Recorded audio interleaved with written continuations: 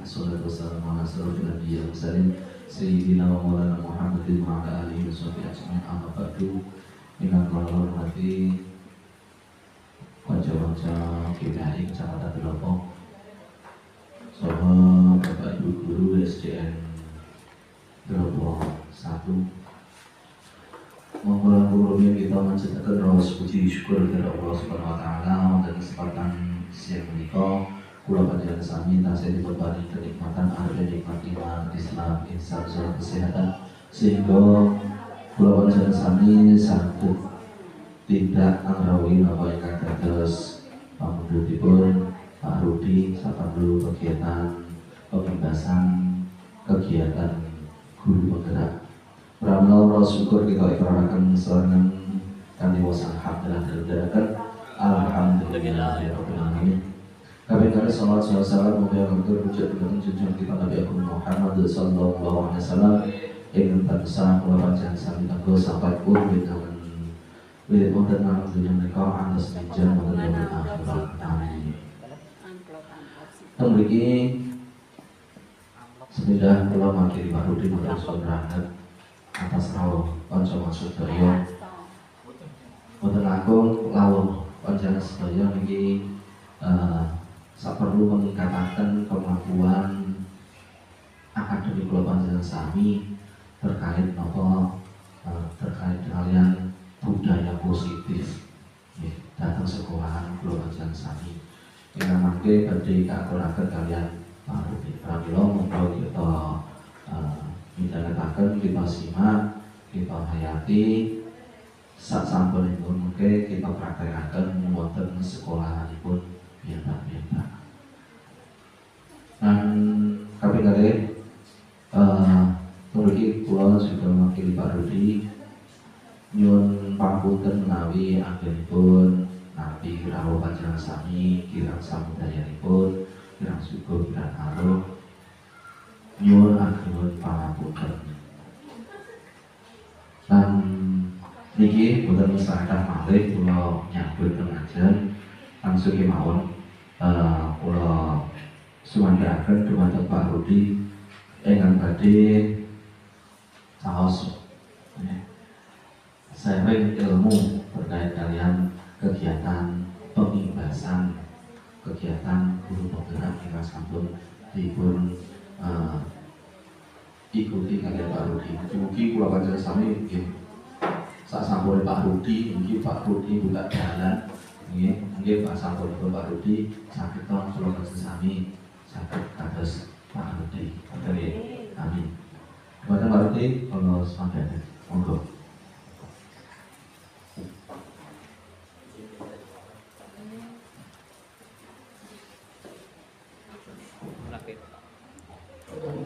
Assalamualaikum warahmatullahi wabarakatuh.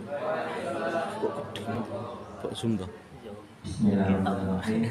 Alhamdulillahirabbil alamin. Wassalatu wassalamu ala asyrofil anbiya'i wal mursalin wa ala alihi washabbihi ajma'in.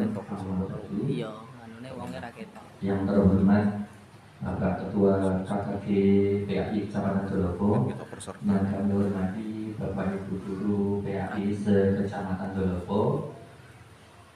Pertama-tama marilah pada kesempatan yang baik ini kita panjatkan puji syukur kepada Allah Subhanahu wa taala yang telah memberikan kita karunia berupa rahmat nikmat taufik serta hidayahnya serta kesehatan keselamatan sehingga pada pagi hari ini pada pagi siang hari ini kita dapat berkumpul dalam acara KKGPAI sekaligus kegiatan pengimbasan atau diseminasi menyebarkan pemahaman dan penerapan pengalaman budaya positif pada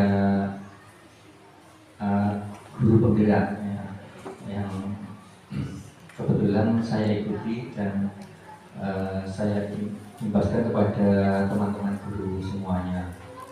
Mari nikmat tersebut kita syukuri bersama dengan bacaan alhamdulillah bersama-sama.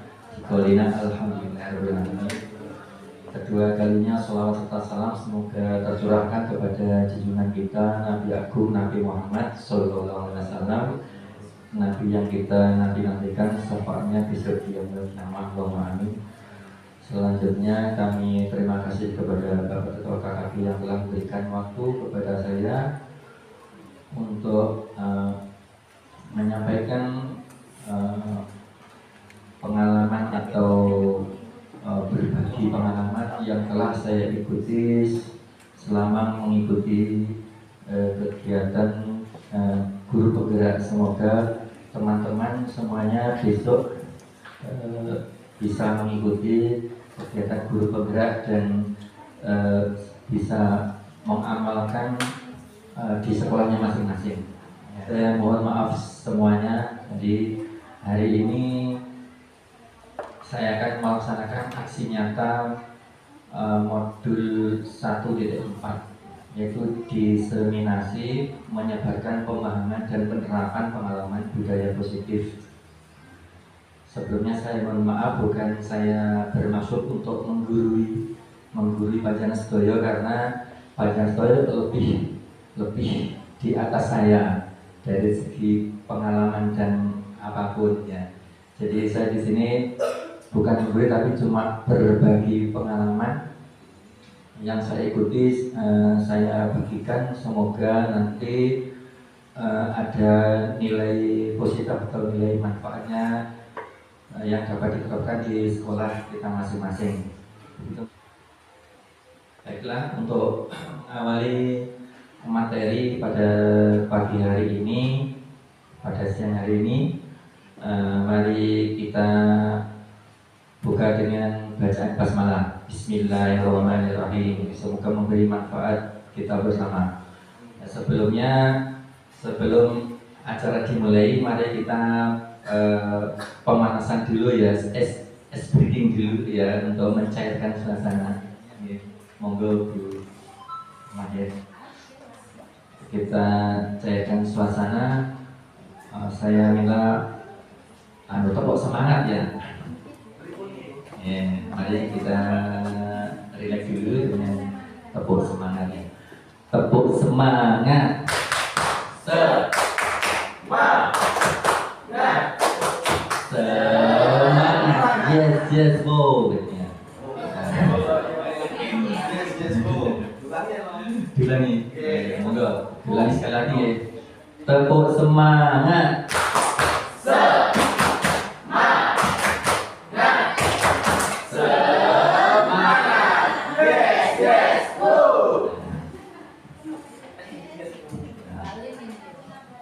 Baiklah, materi pertama.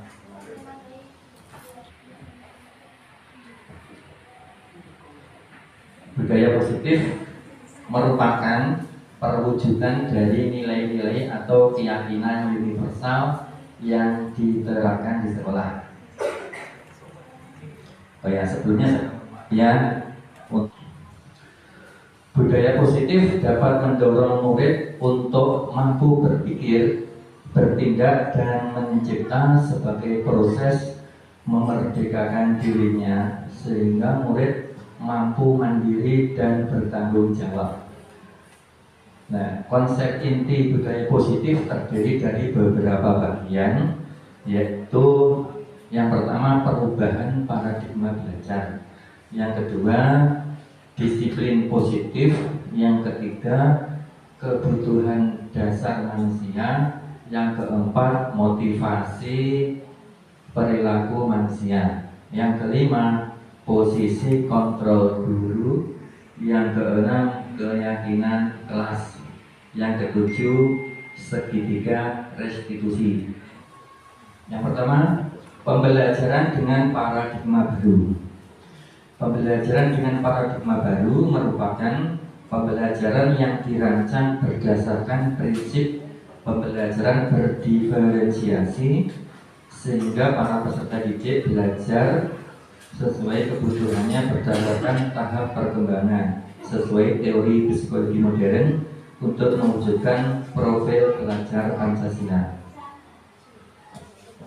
Ya, Pembelajaran pertama yaitu disiplin positif ya, dan nilai-nilai kebajikan universal.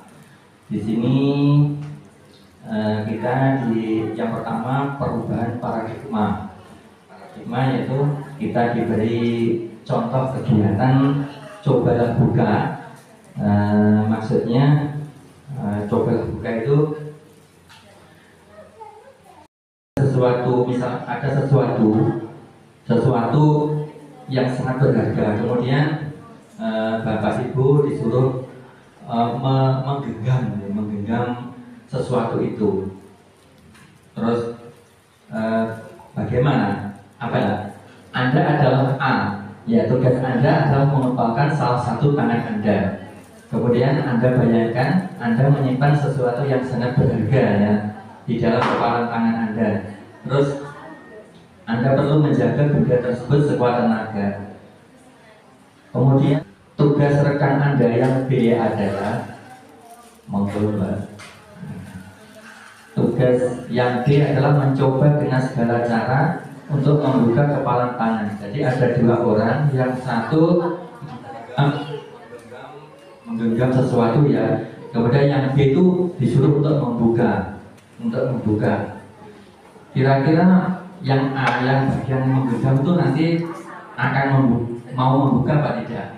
Kemudian yang B tadi bisa membuka apa tidak? Kira-kira. Jadi pertama pengalaman seperti itu saya dapatkan. Yang pertama, apakah Anda atau B membuka kepalan tangan Anda? Mengapa? Apa alasan Anda? Nah, dalam kegiatan ini sesungguhnya siapa yang memegang kendali? Jadi itu. Jadi kita disuruh dua orang, yang satu menggenggam sesuatu yang dianggap berharga, yang kedua itu disuruh bagaimana, apa dia memaksa atau membujuk, terserah. Nah, kira-kira misalkan Anda yang sebagai A itu jawabannya bagaimana? Dibuka apa digenggam kira-kira?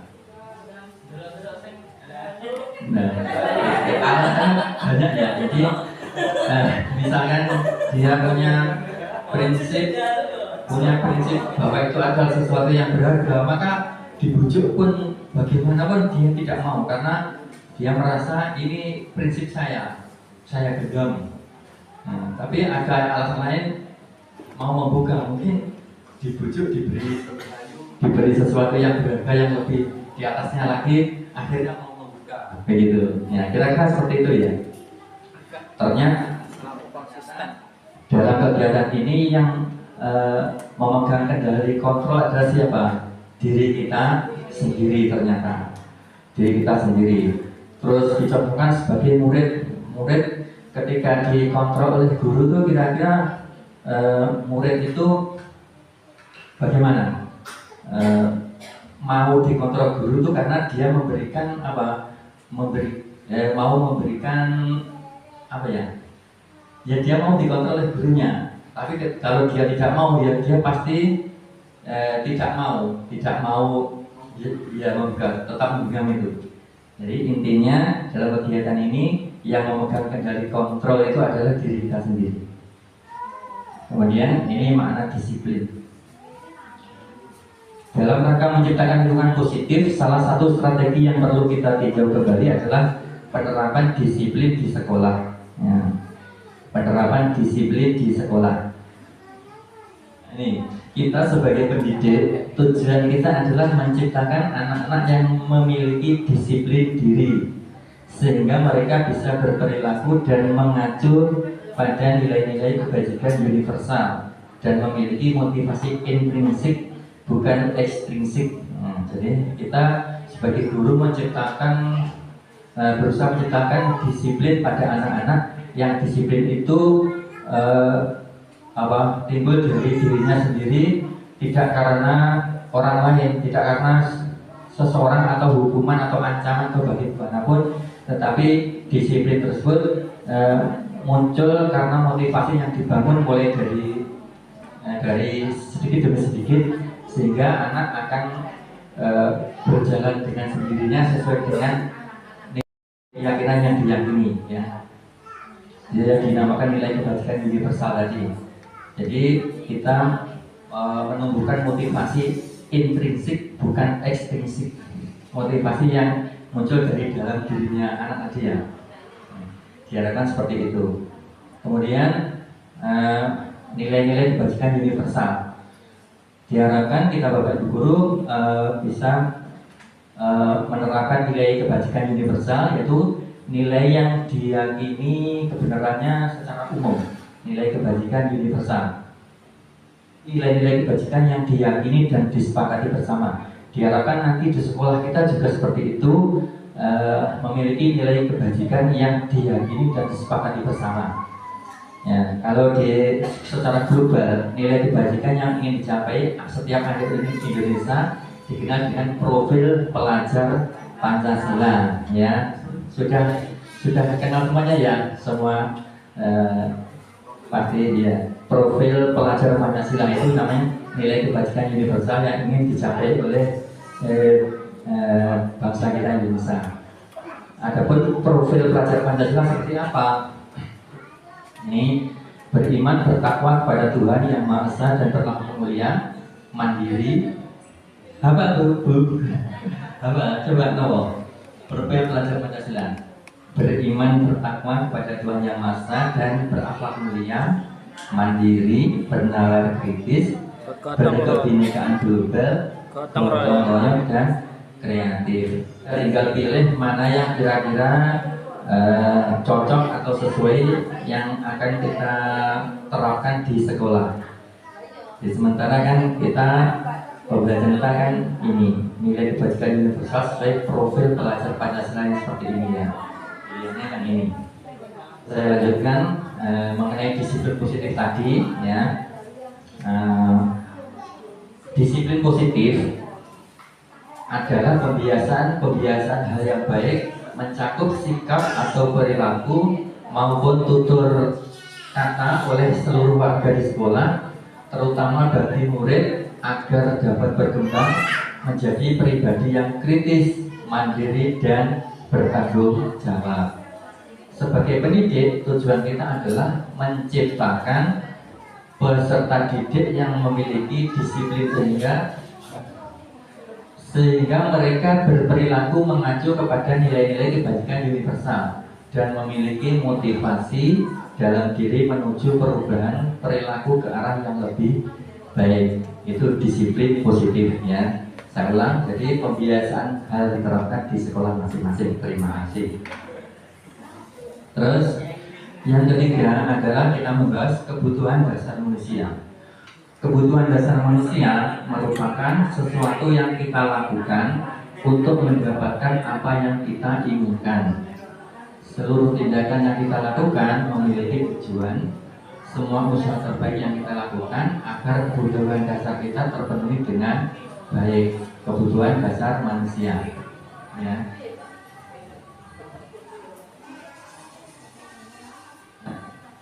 Kebutuhan dasar manusia pada prinsipnya ada 5. Jadi yang pertama adalah kebutuhan bertahan hidup. Contohnya makanan, pakaian, tempat tinggal, keamanan dan kesehatan. Itu contoh kebutuhan dasar manusia bertahan hidup. Yang kedua, kebutuhan kasih sayang dan rasa diterima. Rasa diterima, dipedulikan, berbagi, kerjasama dan menjadi bagian dalam kelompok. Yang ketiga adalah kebutuhan dasar berupa penguasaan, harga diri, keinginan untuk dianggap, terus memimpin, berprestasi, diakui dan didengar. Kemudian yang keempat, kebutuhan kebebasan, yaitu mandiri, memiliki pilihan, mencoba hal baru dan mampu mengendalikan arah dirinya. Kemudian yang kelima, kebutuhan kesenangan, bermain, humor, antusias dan tertawa. Ini 5 dasar kebutuhan manusia.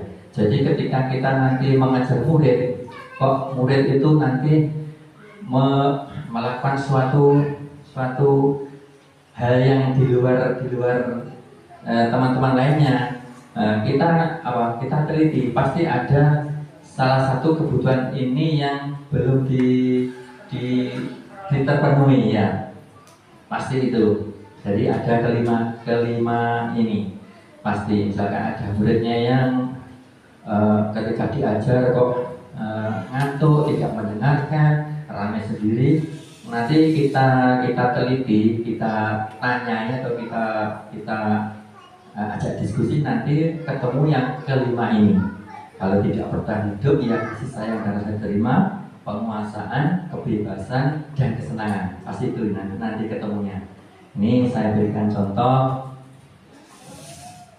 Jadi 5 kebutuhan dasar manusia, seluruh tindakan manusia memiliki tujuan tertentu. Semua yang kita lakukan adalah usaha terbaik kita untuk mendapatkan apa yang kita inginkan. Ketika kita mendapatkan apa yang kita inginkan, sebetulnya saat itu kita sedang memenuhi satu atau lebih dari satu kebutuhan dasar kita, yaitu kebutuhan untuk bertahan hidup, kasih sayang dan rasa diterima, kebebasan, kesenangan, dan penguasaan, ya. Ada 5 itu.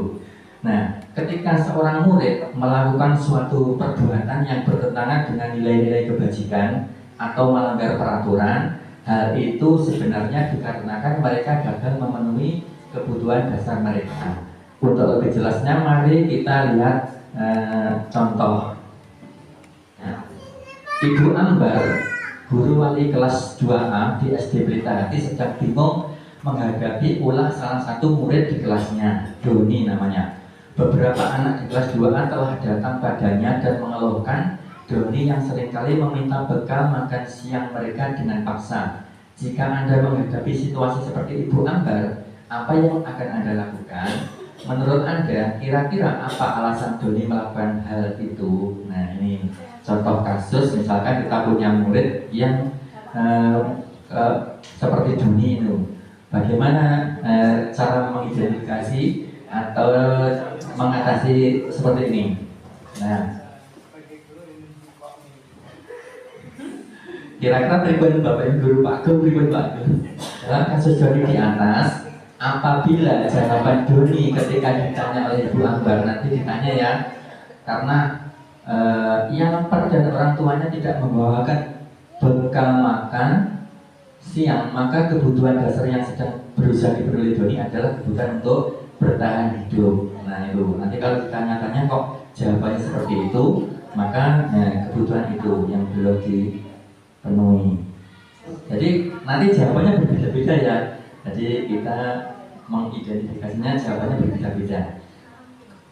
Kalau kebutuhan kasih sayang dan rasa diterima, bagaimana jawabannya kira-kira? Nah, ini apabila Doni menjawab bahwa alasannya mengambil bekal temannya karena dia merasa senang temannya jadi memperhatikan dia.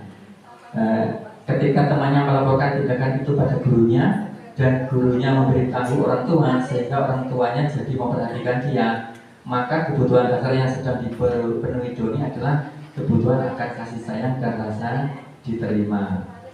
Beda ya jawabannya tadi kok. Alasannya mengambil bekal dari temannya kok biar temannya memperhatikan dia sehingga nanti dia pengen dilaporkan oleh gurunya, kemudian gurunya nanti meminta orang tuanya datang ke sekolah, akhirnya kan dia merasa diperhatikan. Tahu ternyata dia pengen rasa kasih sayang itu tadi. Ya, jawabannya tidak karena untuk bertahan hidup, tapi yang kedua itu tadi. Yang ketiga mengenai kebutuhan penguasaan. Nah, dalam kasus Doni tadi, dalam satu kasus ya, tapi jawabannya berbeda-beda. Nah, dalam kasus di atas, apabila jawaban Doni adalah dia merasa hebat karena temannya jadi takut, jadi dia mengambil tadi, dia merasa hebat karena teman-temannya menjadi takut dan semuanya menuruti keinginannya, maka sebetulnya Doni sedang berusaha memenuhi kebutuhan dasarnya akan kekuasaan. Nah, nanti dengan contoh ini diharapkan Bapak Ibu Guru nanti sudah bisa ya kira-kira seperti menghadapi murid seperti ini, berarti seperti itu, seperti contoh ini ya. Siapa diterima ya? Kira-kira ini kurang kasih sayang, ini karena kekuasaan, seperti itu. Yang ketiga apa ini? Kebebasan. Nah, bila jawaban Doni dalam kasus di atas adalah dia merasa bosan dengan bekal makanan yang dibawakan ibunya dari rumah. Dia merasa bosan, terus karena ibunya selalu membawakan bekal yang sama, itu saja yang dibawakan. Oleh karena itu dia ingin mencoba makanan teman-temannya yang beragam. Terus usil dia terus menjumpai teman-temannya gitu, karena sudah bosan dengan bekal yang diberikan ibunya. Nah, dia pengen bebas, pengen merasakan sesuatu yang lain gitu. Jadi, kebutuhan dasarnya tadi adalah pengen kebebasan seperti itu ya. Nah, sekarang kesenangan. Kasus di atas, bila Joni menjawab bahwa ia melakukan karena iseng saja dan ia menikmati ekspresi wajah teman-temannya yang kesal karena diambil makanannya, dan menurut dia ekspresi teman-temannya itu lucu, maka berarti Joni sedang berusaha memenuhi kebutuhan akan kesenangan. Cuma happy ngeprank katanya. Jadi Joni itu cuma ngeprank, maksudnya kan ada temannya yang wajahnya gimana seperti itu, lucu atau gimana. Jadi dia itu pengen cuma kesenangan saja. Coba dengan kasus ini dia kan bahwa itu nanti dipraktekkan pada anak-anak. Kira-kira kebutuhannya ternyata yang belum terpenuhi ini, kira-kira ini, seperti itu ya. Terus di sini kita membahas materi selanjutnya, yaitu berupa hukuman, konsekuensi, dan restitusi. Nah, hukuman di sini tidak terencana atau tiba-tiba. Ciri-cirinya hukuman itu tidak terencana atau tiba-tiba. Kemudian murid tidak tahu apa yang akan terjadi. Kemudian bersifat satu arah. Yang keempat, berupa hukuman fisik atau psikis. Itu hukuman. Kira-kira Bapak Ibu pernah melaksanakan hukuman? Pernah? Oh iya. Jadi ciri-cirinya seperti itu ya. Tidak terencana tiba-tiba. Nah, ada anak yang kalau terlambat, ayo lari mengelilingi halaman 10 kali. Nah, kan tiba-tiba anak-anak langsung kaget. Kan tidak terencana tiba-tiba. Nah, murid tidak tahu apa yang akan terjadi. Terus bersifat satu arah, cuma kudu malut dulu nih, kudu malut melayu rono hubungi lapangan, yo putri ikut. Nah, kalau konsekuensi yaitu terencana, disepakati sesuai peraturan.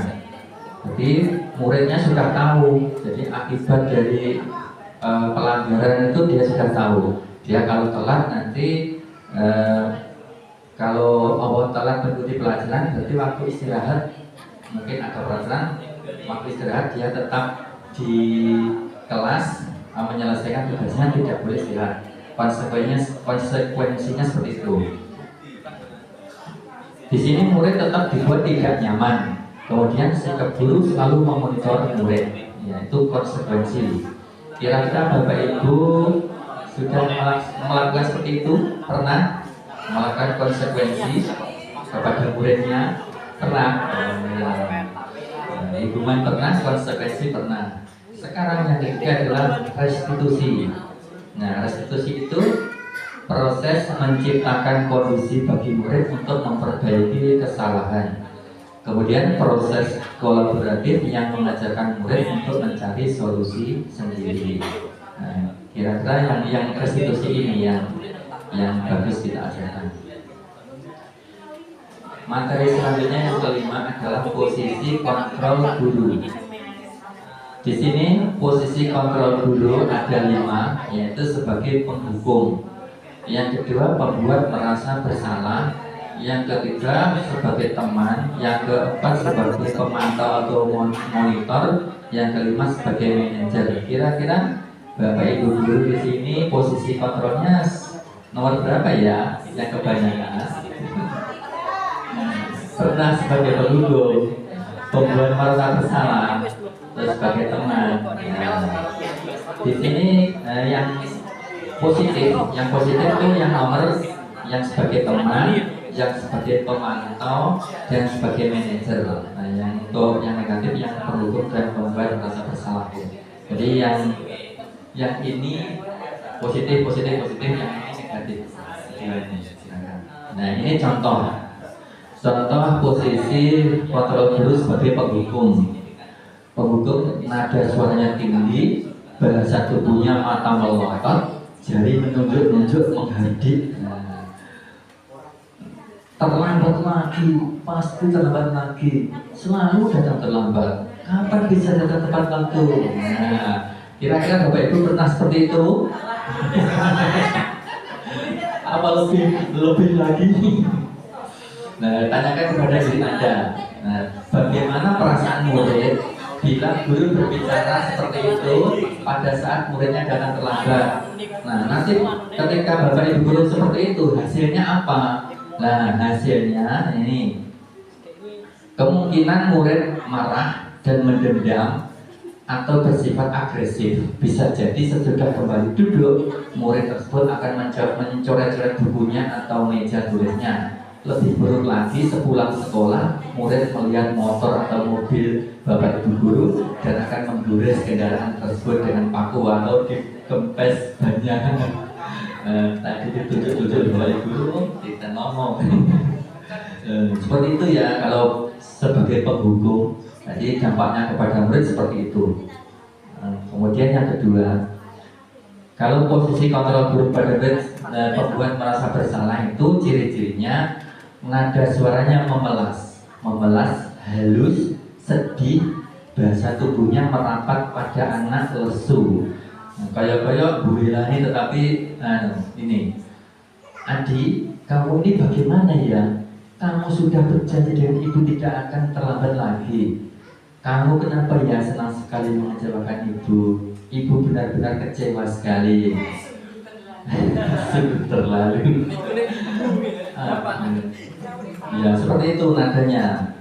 Kamu sungguh mengecewakan bapak. Bapak sudah besar payah ini, sungguh kecewa sekali. Nah seperti itu nada merasa bersalah. Akhirnya muridnya kan merasa bersalah, merasa. Kira-kira Bapak Ibu guru pernah seperti ini?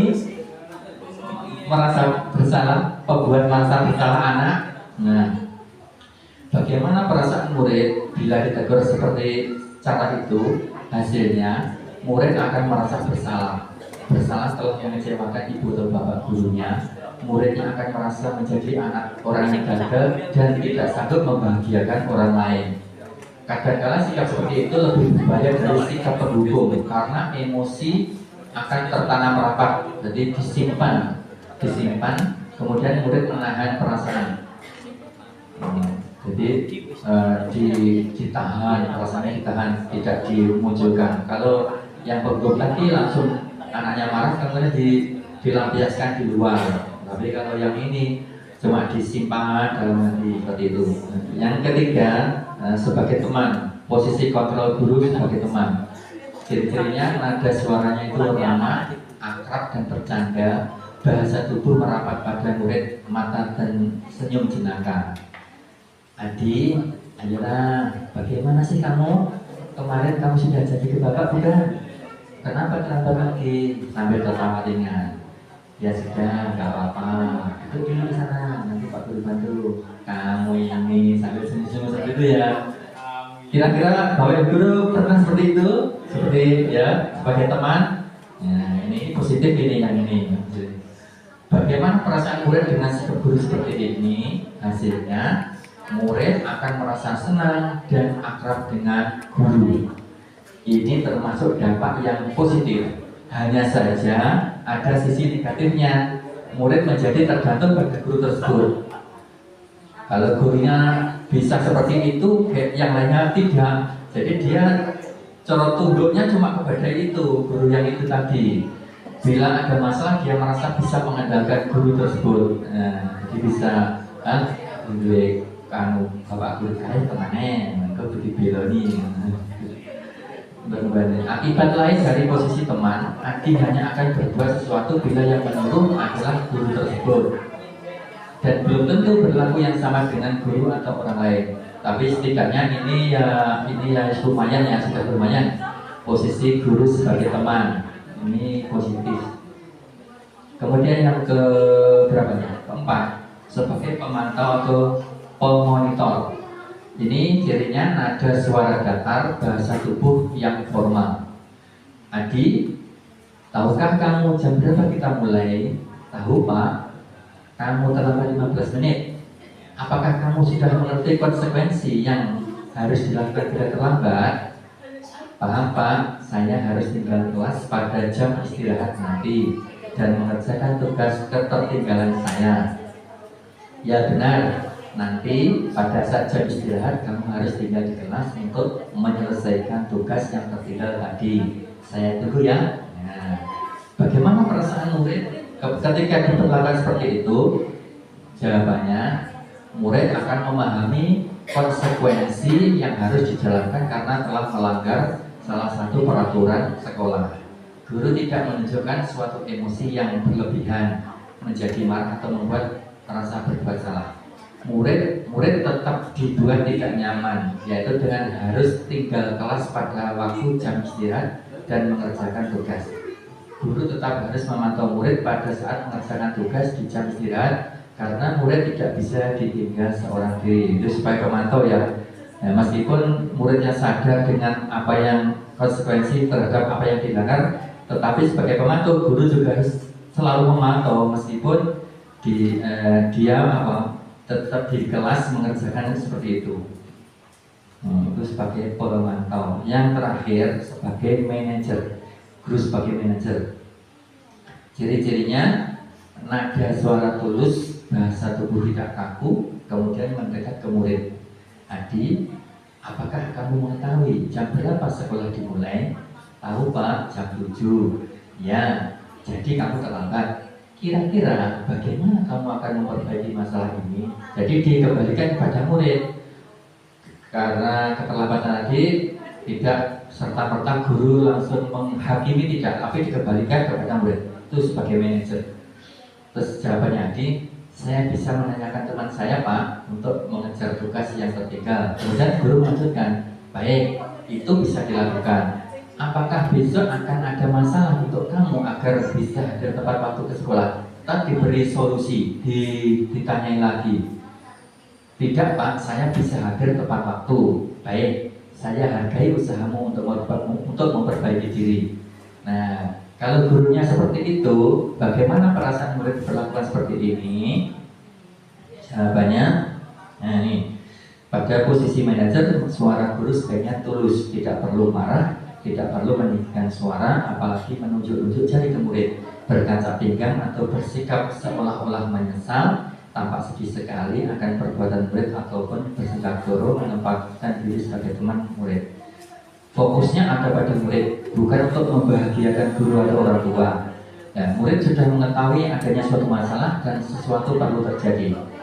Nah, bila guru mengambil posisi pemantau, guru akan melihat apa konsekuensinya, apa peraturannya. Namun pada posisi manajer, guru akan mengembalikan tanggung jawab pada murid. Jadi mengembalikan tanggung jawabnya kepada murid untuk mencari solusinya tadi, untuk mencari jalan keluar permasalahannya. Tapi tentu tetap dengan bimbingan guru, seperti itu ya. Jadi mohon kalau sudah merasa Bapak Ibu guru seperti manajer yang dipertahankan seperti itu ya sebisanya. Nah ini contoh lain penerapan posisi 5, posisi kontrol guru. Kasus murid tidak mengerjakan tugas yang diberikan guru. Sebagai penghukum berdiri dengan sebelah kaki begitu. Nah ini cara menghukum. Berdiri dengan sebelah kaki di depan kelas, ayo. Nah, berarti itu posisinya seperti penghukum. Kemudian ini kalimatnya, contoh kalimat pembuat merasa bersalah. Kesekian kali ibu sudah ingatkan, kamu senang ya melihat ibu terus-terusan bertindak seperti itu, seperti ini. Itu pembuat merasa bersalah. Sekarang posisinya sebagai teman, ayo dong kamu kerjakan tugasnya. Nanti kalau sudah selesai kita main game yuk. Nah, berarti sebagai teman itu posisinya sebagai teman kan. Nah, sebagai pemantau, kamu sudah melakukan kesalahan dan sudah mengetahui konsekuensinya. Sekarang selesaikan dan segera kumpulkan. Nah, ini formal ya, pemantau, monitor. Kalau sebagai manajer, apakah kamu tahu kesalahanmu? Keyakinan sekolah apa yang kamu langgar? Dan apa yang akan kamu lakukan untuk menyelesaikannya? Nah, itu tanggung jawab diserahkan kepada muridnya, tapi dengan bimbingan guru. Itu sebagai manajer. Nah, sekarang coba kita tebak ini. Ini kalimat, contoh kalimat. Saya kecewa sekali dengan kamu. Kira-kira posisi kontrol mana ini? Saya kecewa sekali dengan kamu. Membuat rasa bersalah. Ya, coba nanti dicek ya nanti cek. Ya ini. Terus yang kedua, kamu tidak pernah benar melakukannya. Sekarang pilih yang melakukan 3 kali. Sebagai apa? Sebagai penghukum. Kira-kira bagaimana kamu akan memperbaiki masalah ini? Sebagai apa? Sebagai manajer ya. Ayolah lakukan demi bapak atau ibu. Sebagai teman, ya, terus kamu terlambat 15 menit. Apakah kamu sudah mengerti konsekuensi yang dilakukan bila terlambat? Pemantau, ya. Bapak ibu guru hari ini ternyata cepat sekali ya pemahamannya. Ya. Coba kita cek kebenarannya, jawabannya. Ya, jawaban dari pertanyaan di atas. Saya kecewa sekali dengan kamu, membuat rasa bersalah. Terus yang kedua, kamu tidak pernah bilang. Sekarang kalian 8 kali, oh betul. Kira-kira bagaimana kamu akan membuat gimana ini manajer? Ayo lakukan juga teman. Ya. Jadi jawabannya 100. Tepuk tangan buat kita semua. Terus sekarang untuk kita ice breaking lagi ya, biar tidak bosan. Sekarang saya akan tepuk lagi ya. Nah, tepuk ojek ya, tepuk ojek. Sudah bisa tepuk ojek. Tepuk tukang ojek. Sini neng, tak gojek. Neng. Monggo, sekali lagi yuk. Tepuk tukang ojek. Sini neng, tak gojek.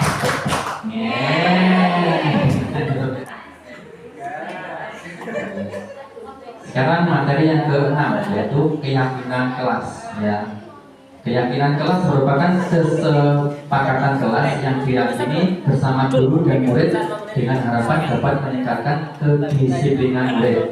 Keyakinan kelas berupa pernyataan universal dibuat dalam bentuk positif dan bersifat abstrak. Keyakinan kelas hendaknya tidak terlalu banyak sehingga mudah diingat dan dipahami. Semua warga kelas ikut berkontribusi dalam pembuatan keyakinan kelas lewat kegiatan mengutarakan pendapat. Ini tadi keyakinan kelas agar kita mengajar di kelas dengan tenang, dengan nyaman, maka kita buat keyakinan kelas dulu, yaitu kita buat bersama dengan murid-murid. Jadi nanti kita tawarkan kepada murid keyakinan kelas apa yang diingat oleh murid-murid. Nanti murid akan menulis, misalkan di kelas tidak boleh ramai, terus di kelas tidak boleh, pokoknya seperti itu sesuai keinginan anak-anak yang nanti ditempel di sini. Kemudian nanti terbentuk suatu kalimat keyakinan kelas. Contohnya seperti ini, kalimat universal yang umum, misalkan memakai helm di jalan, berarti nilai kebajikannya apa? Nilai keyakinan. Mengapa memakai helm di jalan umum? Itu keyakinannya apa? Demi keselamatan. Nah, itu keyakinannya demi keselamatan, seperti itu. Kalau dipraktekkan di kelas, misalkan murid datang tepat waktu, murid datang tepat waktu, keyakinan kelasnya apa? Nilai keyakinannya bertanggung jawab.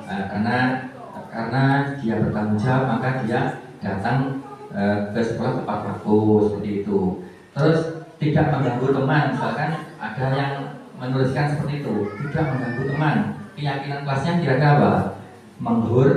Menghormati. Nanti cuma kalimatnya umum, tapi diyakini oleh murid-muridnya, diingat. Jadi ketika dia murid-muridnya mau mengganggu temannya, dia ingat keyakinan kelas yang ditempelkan di kelas. Oh, sikap menghormati. Oh, berarti tidak boleh mengganggu temannya seperti itu. Seperti itu ya yang atas itu. Kemudian yang ketujuh yang terakhir segitiga restitusi. Segitiga restitusi adalah suatu proses dialog yang dijalankan guru atau orang tua agar dapat menghasilkan murid yang mandiri dan bertanggung jawab. Segitiga restitusi membantu murid memiliki tujuan, disiplin positif dan memperbaiki dirinya setelah berbuat salah. Restitusi bukan untuk menebus kesalahan, namun untuk belajar dari kesalahan. Ini segitiga restitusi terdiri dari 3 poin. Yang satu, menstabilkan identitas. Yang kedua, validasi tindakan yang salah. Yang ketiga, menanyakan keyakinan. Ya. Yang pertama, menstabilkan identitas itu intinya, jadi misalkan kita punya murid yang bermasalah, terus kemudian kita mengambil cara penanganan restitusi. Yang pertama, kita tanya-tanya, dia ajak diskusi dialog, nanti dia akan menjawab. Ketika dia menjawab itu, kita menstabilkan identitas yang isinya berbuat salah itu manusiawi. Jadi tidak langsung menghakimi kamu gini-gini salahnya ya berbuat salah itu manusiawi. Terus tidak ada manusia yang sempurna. Jadi untuk mengontrol emosi anak itu identitasnya itu distabilkan. Terus Bapak Ibu guru juga pernah melakukan kesalahan seperti itu. Bapak Ibu tidak tertarik mencari siapa yang salah, tapi Bapak Ibu ingin mencari solusi dari permasalahan ini. Kamu berhak merasa begitu. Kira-kira kalimatnya seperti itu ya. Ketika kita dialog kepada murid untuk menstabilkan identitas, dialognya seperti itu. Yang kedua, validasi tindakan yang salah. Ini, kamu pasti punya alasan mengapa melakukan itu. Jadi kita gali alasannya. Dia berbuat seperti itu pasti ada alasan. Jadi kita tidak langsung menyalahkan atau menghakimi murid tersebut. Terus padahal kamu bisa melakukan yang lebih buruk dari ini ya. Ternyata kan dia cuma segitu, tidak sampai tindakan yang lebih brutal lagi misalnya. Jadi kalimatnya seperti ini. Jadi untuk mengontrol emosi anaknya, kamu patut bangga pada dirimu sendiri karena kamu telah melindungi sesuatu yang penting buatmu. Ini kalimatnya. Yang ketiga, menanyakan keyakinan. Setelah dia stabil, emosinya stabil, kemudian kita menanyakan keyakinan yang telah kita buat tadi di kelas tadi kan. Kita membuat keyakinan kelas, sudah ditempel di kelas, kemudian diingatkan karena dia tadi sudah melanggar keyakinan, kemudian kita ingatkan, menanyakan keyakinan. Apa keyakinan kelas kita? Terus nilai-nilai apa yang kita telah sepakati? Seperti apa gambaran kelas yang ideal menurut kamu? Kamu mau jadi orang yang seperti apa? Nah, seperti itu. Nanti anak-anak pasti akan menjawab, mengingat kembali. Ketika mengingat kembali, oh dia ternyata melakukan kesalahan, telah melanggar keyakinan kelas. Akhirnya kita dapat mengarahkan anak tersebut, ya. Nah, terus ini untuk segitiga restitusi, saya ada video sedikit ya, coba saya putarkan.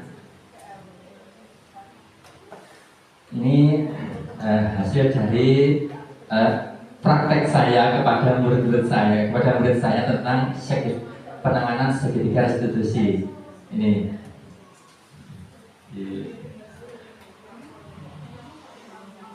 Ini tugas dari suaranya.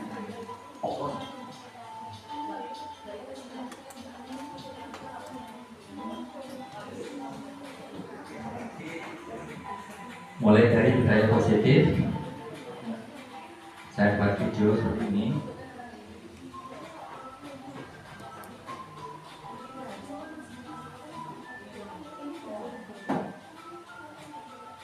Ini segitiga restitusi.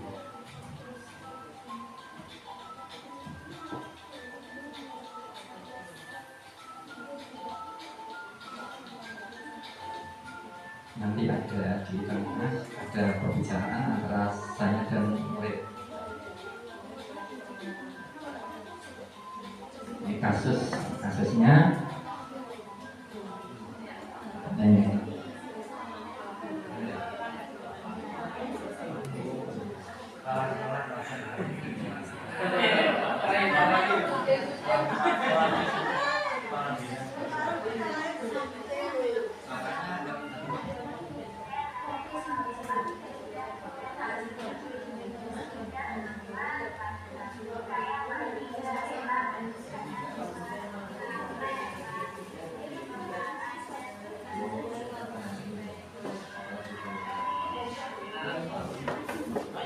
Monggo ya. Iya. Ini tadi contoh segitiga resiko penanganan kepada anak yang kasus. Ini kasusnya anak makan kemudian ditumpahi apa ya, makanan basah sehingga marah, kemudian ini melempar makanan kepada anak. Kemudian ini saya panggil, saya tanya-tanya seperti itu. Ini tentang keyakinan kelas. Ini kasusnya kepada dua. Ini tanggapannya murid. Kemudian ini kasus kedua kepada anak laki-lagi ini. Ya, seperti itu ya. Demikianlah Bapak Ibu Guru yang saya sampaikan tentang budaya positif yang terdiri dari poin-poin tadi, 7 poin tadi. Semoga menambah pengalaman atau menambah ilmu dan pengalaman yang nanti dapat ditularkan kepada atau dipraktekkan kepada anak didik kita masing-masing. Dan diharapkan dengan budaya positif tadi tercipta sehingga menghasilkan kondisi sekolah dan warga sekolah yang aman nyaman sehingga murid dapat belajar dan mencapai apa yang menjadi tujuan atau misi dari sekolah kita masing-masing. Demikian ya Bapak Ibu Guru, materi dari kami semoga bermanfaat. Saya mohon maaf sekali apabila dalam penyampaian ada kekurangan dalam segi apapun, dalam segi menerangkan tutur kata atau segi apapun yang kurang berkenan. Saya mohon maaf yang sebesar-besarnya ya Bapak Ibu. Sekian kami cukupi. Assalamualaikum warahmatullahi wabarakatuh. Waalaikumsalam warahmatullahi wabarakatuh. Saya kembalikan kepada Bapak Ketua KKG. Assalamualaikum warahmatullahi wabarakatuh. Waalaikumsalam warahmatullahi wabarakatuh. Apakah anak kelas 2 hari ini? Alhamdulillah. Sehat, semangat, luar biasa. Allahu Akbar. Yes. Anak, hari ini kita akan membuat keyakinan kelas. Keyakinan kita kelas 2 hari ini. Tujuannya apa? Agar setelah kita membuat keyakinan kelas nanti kita melaksanakan bersama-sama agar pembelajaran kita di kelas ini bisa berjalan dengan lancar. Anak setuju? Setuju? Nah, jadi nanti kita membuat keyakinan kelas, diharapkan nanti keyakinan kelas itu kita jalankan bersama-sama. Apa yang harus kita jalankan, kita jalankan. Apa yang harus kita tinggalkan sesuai dengan keyakinan kelas yang kita tulis bersama-sama. Ya, baiklah anak, sekarang silakan ditulis keyakinan kelas masing-masing. Ya, menurut kamu inginnya seperti apa pembelajaran di kelas hari ini agar pembelajaran selanjutnya anak-anak bisa mengerjakan atau melaksanakan dengan senang hati dan bahagia ya. Silakan menuliskan sesuai dengan yang saya berikan contoh. Silakan ditulis ya. Nanti apa maunya anak-anak di kelas ini agar pembelajarannya berjalan dengan sesuai dengan keinginan anak-anak. Silakan ditulis ya. Silakan ditulis yuk. Anak-anak maunya yang seperti apa pembelajaran kita hari ini dan kedepannya ya. Nah, silakan ditulis, nanti setelah itu kita tempelkan di papan tulis dan saya bacakan ya. Silakan.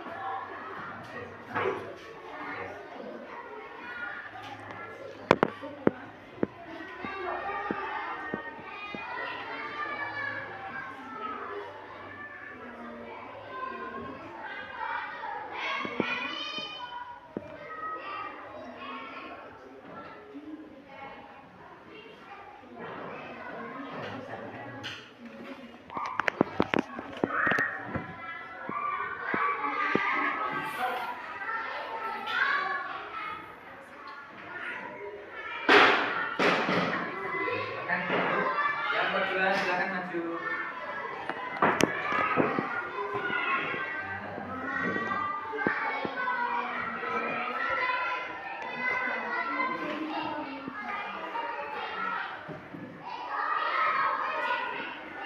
Nomor 3 silakan.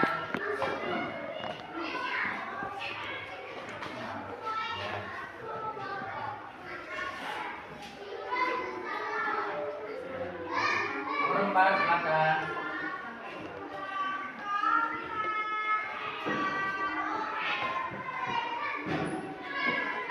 Nomor 5 maju silakan.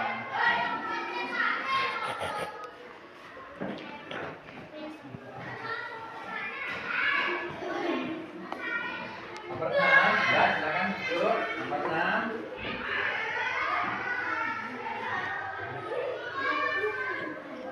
Ya, terima kasih. Sekarang duduk. Nomor 7 silakan.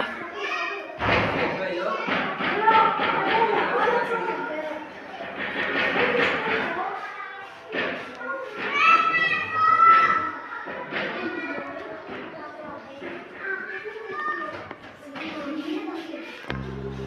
Nomor 8 duduk silakan.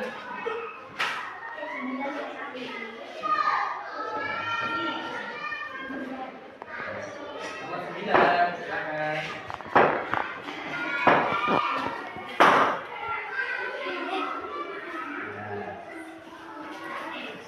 Terima kasih anak-anak atas partisipasinya. Anak-anak bersedia menuliskan keyakinan kelas kita di kelas 2. Sekarang saya bacakan satu-satu dari apa yang ditulis oleh teman-teman dan juga kalian. Nomor 1, setiap anggota kelas perlu belajar. Nah, kira-kira anak-anak setuju apa tidak? Setiap anggota kelas perlu belajar. Setuju? Nomor 2, setiap anggota kelas perlu senang. Setuju? Jadi kita jangan bersedih tapi senang. Di dalam kelas senang, di luar kelas juga senang ya. Jadi tidak ada yang saling bertengkar. Jadi semuanya bersukaria, senang. Yang ketiga, setiap anggota kelas perlu melakukan tugas, atau mengerjakan tugas. Setuju? Ya, baik. Yang keempat, setiap anggota kelas perlu saling menghargai. Setuju? Jadi antara teman-temannya itu di dalam kelas saling menghargai. Tidak ada yang menghina temannya, mengejek temannya, ataupun yang tidak boleh membuli temannya. Nomor 5, setiap anggota kelas perlu merasa aman. Setuju? Jadi aman. Jadi agar aman, tidak posisi dipaksa atau ditakut-takuti, atau teman-temannya merasa pembelajaran dalam. Nah, sekarang kita lanjutkan membuat keyakinan kelas yang kedua. Kita akan membuat keyakinan kelas tampak seperti dan tidak tampak seperti. Jadi anak-anak menginginkan yang bagaimana kita buat contoh tampak seperti dan tidak tampak seperti. Tadi anak-anak sudah saya beri contoh. Silakan anak-anak menuliskan. Sekarang silakan ditulis ya.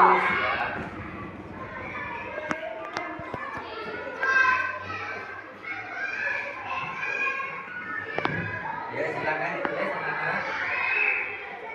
Seperti yang sudah saya berikan contoh.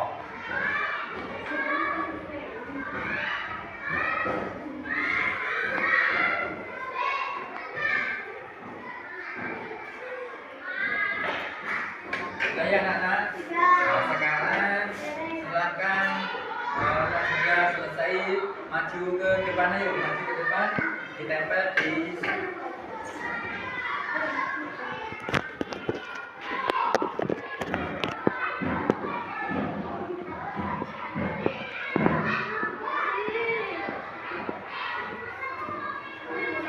lagi, silakan.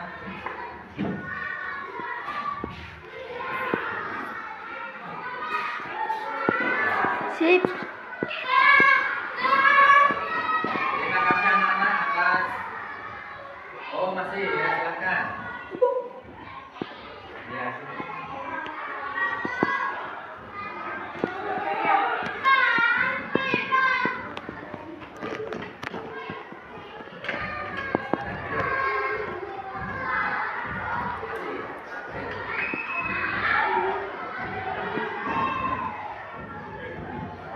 Sekarang kita baca ya. Kita baca dari tulisannya tadi. Keyakinan kelas yang model tapak seperti dan tidak tapak seperti. Ini hormat. Ya, keyakinan kelas kita hormat. Hormat itu berarti tapak seperti datang tepat waktu. Jadi kamu tampak seperti datang tepat waktu, jadi tidak terlambat. Sebelum jam 7 kamu tampak seperti sudah masuk halaman sekolah. Jadi tampak seperti datang tepat waktu berarti sebelum jam 7 sudah datang di sekolah. Terus sebaliknya tidak tampak seperti apa? Tidak tampak seperti sering hadir terlambat. Berarti anak tidak tampak seperti hadir terlambat. Jadi anak-anak tidak tampak hadir terlambat ya. Berarti datangnya tepat waktu sebelum jam. Yang kedua tulisan dari teman tadi, tampak seperti menyapa teman dan guru setiap hari. Tampaknya seperti menyapa guru dan temannya setiap hari ya. Ketika bertemu dengan bapak ibu guru, apa yang kamu lakukan? Menyapa, salim, kemudian salam, kemudian apa? Sopan dan santun. Tampak seperti itu ya. Jadi tidak sebaliknya. Sebaliknya bagaimana? Tidak tampak seperti acuh pada teman dan guru. Jadi tidak tampak seperti acuh. Jadi namanya keyakinan kita namanya Pak hormat. Jadi namanya hormat berarti tampaknya seperti menyapa teman dan guru, itu namanya hormat. Kemudian bekerja, keyakinan kita suka bekerja. Contohnya bagaimana? Tampak seperti tekun dan menyimak guru. Ya, tampaknya anak-anak itu tekun dan menyimak guru. Bukan sebaliknya, tidak tampak seperti tidak mendengarkan. Jadi kalau dilihat anak itu tidak tampak mendengarkan. Harusnya bagaimana? Tampak seperti mendengarkan. Mendengarkan dulu ya. Kemudian tampak seperti menyerahkan tugas tepat waktu. Anak-anak di kelas 2 ini tampaknya seperti menyerahkan tugas tepat waktu. Jangan sebaliknya. Sebaliknya bagaimana? Tidak tampak seperti asal-asalan mengerjakan tugas sehingga lewat dari waktu. Jangan seperti itu ya. Yang anak sudah setuju, yang kita tapi hormat dan bekerja. Hormat dan bekerja ya. Sekarang kita lanjutkan membuat keyakinan kelas yang ketiga, yaitu berupa tabel Y. Tabel Y nanti isinya terdengar, kemudian terlihat dan berlaku. Tapi anak-anak sudah saya beri contoh cara membuatnya. Sekarang silakan dituliskan keyakinan kelas kita yang berbentuk tabel Y. Silakan tulis anak-anak. Silakan yuk, saya tunggu.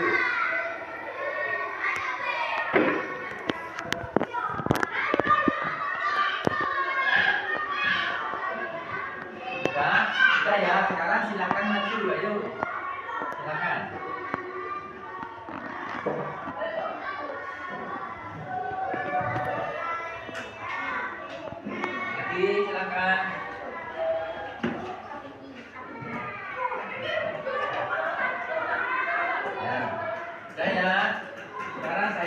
silakan ya.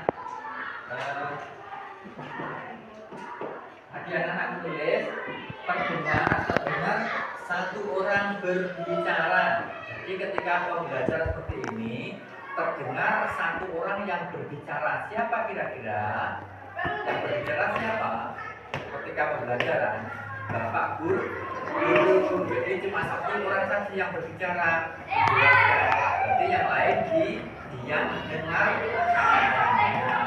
Jadi anak-anak menginginkan keyakinan kelas yang seperti itu ya. Jadi satu orang berbicara, yaitu Bapak Guru, Bapak Ibu Guru ketika sedang mengajar. Kemudian terdengar, yuk saya bantu.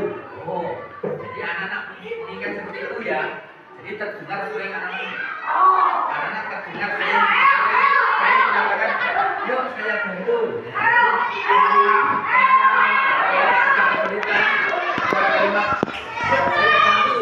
Bagus itu. Kemudian tolong ya, seperti itu ya. Jadi dengan bahasa yang sopan terdengar anak kelas 2 itu sering mengatakan tolong ya. Kemudian apalagi tadi, yuk saya bantu itu ya. Kemudian yang terlihat mendengarkan dengan seksama. Nah, anak kelas 2 terlihat mendengarkan dengan seksama. Kemudian terlihat berbagi.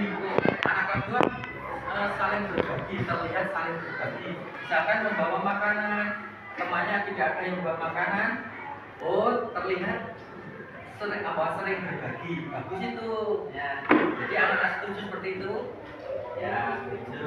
Kemudian terlihat senantiasa berbuat baik. Pak, bagus itu. Terlihat senantiasa berbuat baik. Nah, seperti itu. Jadi bagus sekali kalau sering seperti itu. Kemudian berperilaku ya. Nah, mereka tadi berperilaku tersenyum. Nah, suka tersenyum ya. Nah, anak kalau suka tersenyum, apa itu mudah, jangan cemberut ya. Kalau cemberut apa? Cepat apa? Cepat. Dibiasakan suka tersenyum ya, dengan temannya tersenyum, dengan bapak ibu guru tersenyum ya. Terus berperilaku yang kedua ramah. Ramah itu kepada orang tua bagaimana? Menghormati, kepada yang muda menyayangi. Ramah itu berkata sopan santun, tidak berbicara keras di hadapan orang ya. Lemah lembut ya, ramah ya. Kemudian berperilaku tenang ya. Maksudnya tenang bagaimana? Tenang itu ya bagaimana? Tenang, tidak apa? Tidak apa? Loncat-loncat. Tenang, itu ya. Nah, bagi anak-anak dari keyakinan kelas tadi, anak-anak sudah kira-kira sudah setuju di kelas kita ini. Baiklah. Nah, demikian anak-anak, saya mengucapkan terima kasih banyak karena anak kelas 2 sudah ikut membuat keyakinan kelas yang kita taati bersama ya. Itu peraturan kelas kita, kelas 2. Jadi diingat-ingat, nanti kita jalankan bersama-sama semoga pembelajaran pada hari ini selanjutnya dengan melaksanakan keyakinan kelas itu nanti berjalan dengan lancar. Anak-anak mendapatkan hasil yang terbaik ya. Baiklah anak-anak, terima kasih atas partisipasi hari ini. Telah senang hati bersedia membuat keyakinan kelas kita bersama. Semoga bermanfaat. Mari kita tutup pelajaran ini dengan bacaan hamdalah.